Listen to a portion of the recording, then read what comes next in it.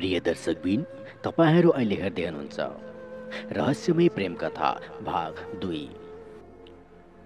दर्शकबिन, श्रुतिको अन्तिम शब्दले अरुणलाई गहिरो सोचमा डुबायो।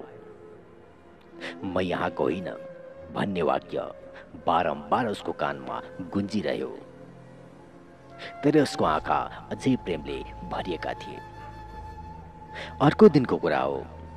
अरुण श्रुतिलाई खोज्दै पुरानो त्यही घरको कोठामा पुग्छ, तर त्यहाँ कोठामा सुनसान थियो, मानौ कि कहिले कोही आएकै थिएन त्यहाँ। उसले भुइँमा एउटा चाँदीको लकेट देख्छ। अरुणले त्यो लकेट खोलेर हेर्यो। लकेटभित्र श्रुति जस्तै देखिने एउटी युवतीको तस्बिर थियो। त्यो तस्बिरमा मिति लेखिएको थियो। मिति करिब 20 वर्ष अगाडिको थियो। त्यो देखेर अरुणको शरीर काँप्न थाल्छ, ऊ डराउँछ। त्यसपछि अरुणले श्रुतिसँग यो कुरा सोध्न खोज्दा श्रुति चुप रहिन्, केही बोलिनन्।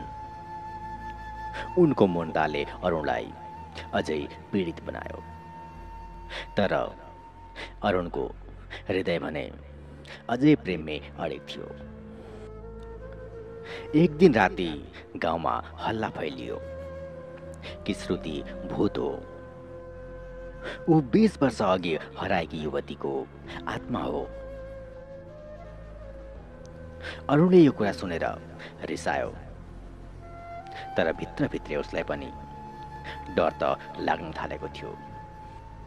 एक दिन अरुणले हिम्मत गरेर श्रुतिलाई सोध्यो, श्रुति, तिमी को हो? किन तिमीलाई त्यो पुरानो फोटोसँग जोडिएको छ? श्रुतिको आँखाबाट आँसु झर्यो।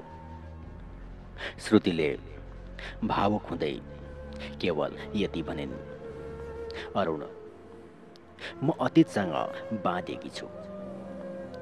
यदि सत्य थाहा पायो भने तिमी मलाई घृणा गर्नेछौ।